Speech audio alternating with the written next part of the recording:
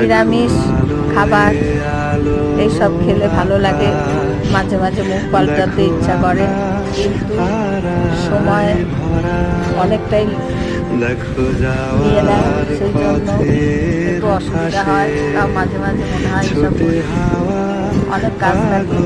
যাই হোক, আজকে স্যাটারডে, আজকে আমি একটা রেসিপি করলাম, যেটা হচ্ছে সয়াবিন দিয়ে পনির দিয়ে এটা নিরামিষ।